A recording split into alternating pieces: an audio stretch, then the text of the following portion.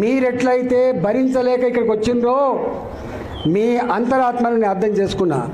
నేను మళ్ళీ చెప్తున్నా మీకు, హుజురాబాద్ గడ్డ మీద రేపు ప్రతి ఊళ్ళో మన వార్డు మెంబర్ ఉంటాడు. హుజురాబాద్ గడ్డ మీద నా సర్పంచ్ ఉంటాడు. రేపటి గెలుపుకు సంకేతం ఇచ్చే అడ్డ ఇలా శామిల్పేట అడ్డ. దాన్ని పట్టుకొని వాడు సైకోనా, శాడిస్టా, వాడు మనిషా, పశువా, వాడు ఏ పార్టీలో ఉన్నాడు, వాడు ఎవరి అండతో ఆ ధైర్యం చేస్తున్నాడు, వాడిని ఎంచుకోవాలి. కానీ బీ కేర్ఫుల్ కొడుక, బీ కేర్ఫుల్. మేము శత్రువుతో కొట్లాడతాం కానీ కడుపుల కత్తులు పెట్టుకొని కవలించుకునే సంస్కృతి మా రక్తం లేదు కొడుక, నా రక్తం లేదు. ఇవాళ మీరు ఎవడెవడు సోషల్ మీడియాలో పెడుతున్నారో, ఏమేమి రెచ్చగొడుతున్నారో, ఏమేమి చేస్తున్నారో మొత్తం పైకి పంపించే ప్రయత్నం చేస్తా.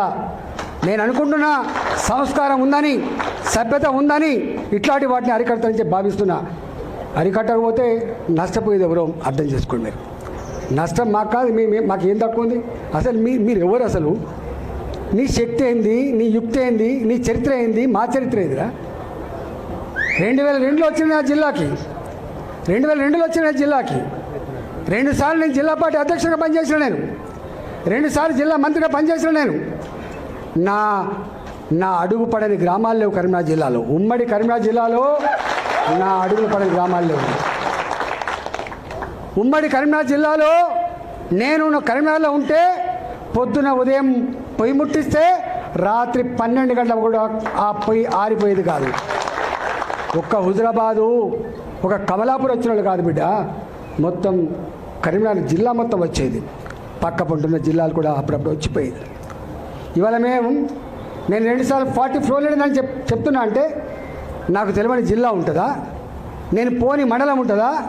నేను మాట్లాడినటువంటి జాతులు ఉంటాయా? మీకు మా చరిత్ర తక్కువ తెలుసుకోడు. మీ చరిత్ర మీకు తక్కువ తెలుసు. ఎప్పటికప్పుడు వార్తలను వీక్షించేందుకు Q9 న్యూస్ ని సబ్స్క్రైబ్ చేసుకోండి, లైక్ చేయండి, షేర్ చేయండి. విలువైన సమాచారాన్ని ముందుగా మీరే తెలుసుకునేందుకు బెల్ బటన్ ని క్లిక్ చేయండి.